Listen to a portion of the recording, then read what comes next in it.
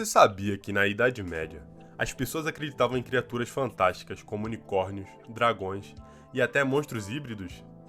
Mas e se eu te disser que esses seres estavam registrados em livros, ilustrados e tratados como reais?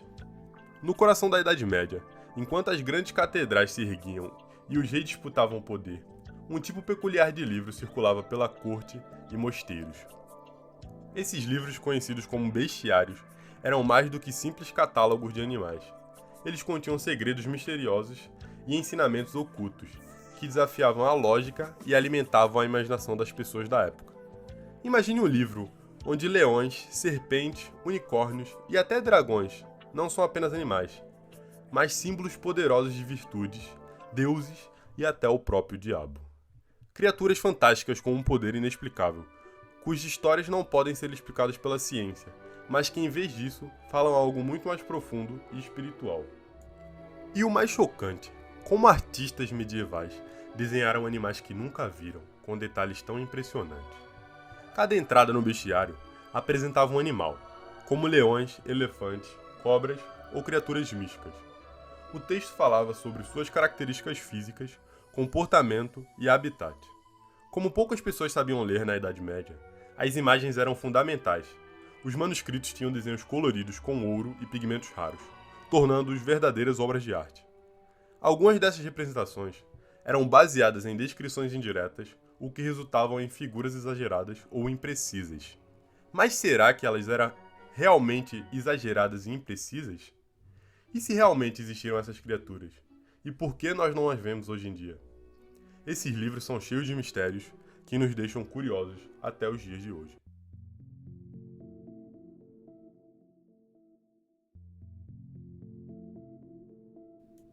A origem dos bestiários remonta à antiguidade, mas foi na Idade Média que eles se tornaram populares. Esses manuscritos têm como base um texto muito mais antigo, o Fisiólogos, escrito no século II d.C. Com o tempo, o Fisiólogos foi traduzido por diversas línguas e influenciou outras obras medievais. Durante o século XII e XIII na Europa, especialmente na Inglaterra e na França, surgiram os primeiros bestiários, que não apenas copiavam o conteúdo do Fisiólogos, mas também adicionavam novas informações, relatos de viajantes e ilustrações detalhadas. Os bestiários eram manuscritos luxuosos, encomendados por nobres, reis e membros do clero, que viam neles não apenas um manual sobre o mundo natural, mas também uma ferramenta pedagógica e religiosa. Muitos desses livros associavam os animais a ensinamentos cristãos, mostrando, por exemplo, o leão como símbolo de Cristo e a fênix como uma metáfora da ressurreição. Vamos começar com um dos mais enigmáticos de todos os bestiários, o Bestiário de Aberdeen. Criado por volta do século XII, esse livro tem ilustrações deslumbrantes e textos enigmáticos. Traz à tona uma verdade ainda mais aterradora. Ele não era apenas um simples manual de animais. Cada criatura, desde o majestoso leão até a humilde abelha, estava carregado de significados ocultos.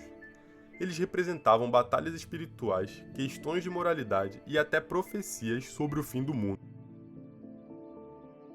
O leão, por exemplo, que muitos consideram o rei da selva, era visto como o símbolo do próprio Cristo, mas paradoxalmente também tinha conexão com o diabo, um enigma em cada página, um mistério em cada linha. Agora imagina, um livro ainda mais antigo, o Fisiólogos. Esse texto que antecede o Aberdeen é considerado o primeiro bestiário da história. Mas aqui está o mais interessante, ele não apenas descrevia animais, mas também misturava a realidade com a lenda. Quer saber a verdade por trás do unicórnio?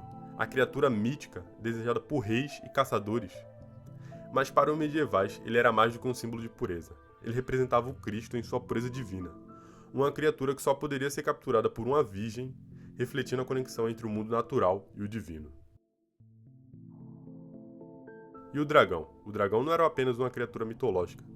No bestiário, ele representava o diabo em sua forma mais assustadora e destrutiva. Um monstro imbatível, temido por todos, mas que no final seria derrotado pelo bem.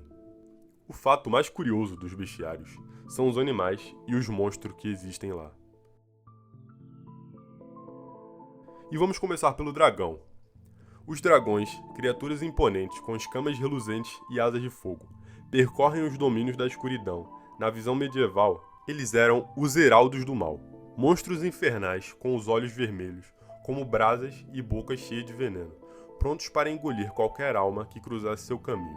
Seu rugido cortava o ar como um trovão e suas chamas eram um inferno encarnado, consumindo cidades e florestas em segundos. Mas além dos dragões, também existiam os grifos, criaturas celestiais e místicas. Eram símbolos de pureza e redenção. Com a majestosa cabeça de águia e o corpo de leão, representavam a união das forças celestes e terrenas, o poder real e a sabedoria divina. Seu olhar penetrante refletia a clareza espiritual e suas garras afiadas representavam o juízo implacável contra os impuros. O unicórnio, em sua beleza etérea, não era apenas um ser de lendas. Ele era a personificação da pureza absoluta, um espírito impossível de capturar, mas acessível apenas à virgindade da alma. Aquele que fosse digno poderia se aproximar e tocar sua essência divina. Com seu chifre mágico, o unicórnio purificava as águas e curava os corações dos aflitos.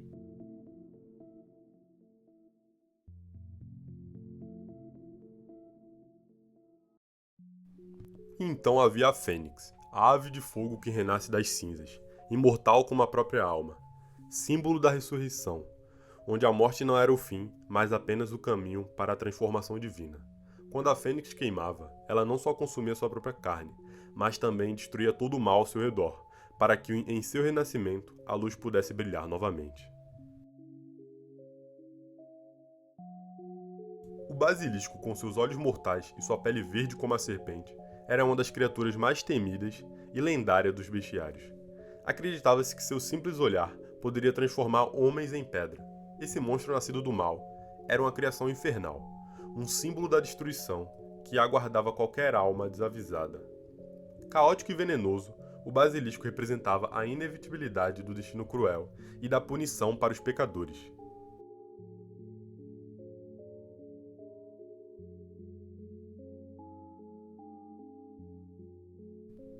As criaturas demoníacas que povoam os bestiários eram muito mais do que monstros grotescos. Elas eram tentadoras, traiçoeiras, agentes do mal que espreitavam nas sombras. Os demônios assumiam formas horrendas, com corpos deformados, olhos flamejantes e garras afiadas, sendo representantes da destruição espiritual. O diabo e seus seguidores eram criaturas enganadoras, com a capacidade de corromper os corações mais puros. Seus rostos podiam ser angelicais, mas suas ações eram destruição e mentira. Essas entidades entravam na mente do homem, plantando as sementes do orgulho, da inveja e da ganância. Em muitas ilustrações, os demônios eram mostrados como seres grotescos, misturando características de animais selvagens com rostos humanos deformados, simbolizando a fusão do mal primitivo e da humanidade corrompida.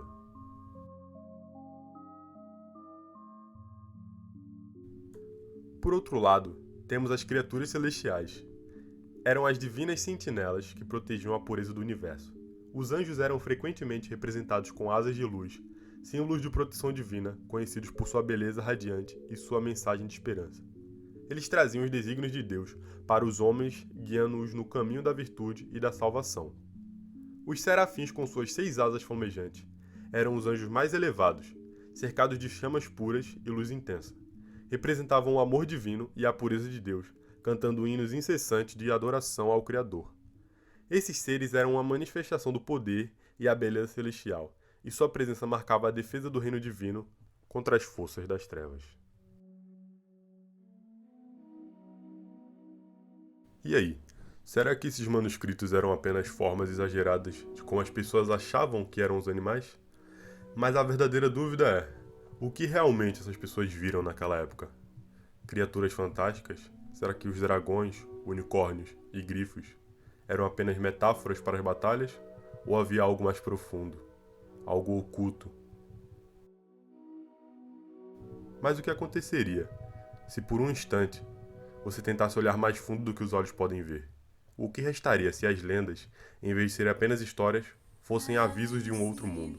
Um mundo onde os limites entre o real e o sobrenatural são mais tênues do que imaginamos.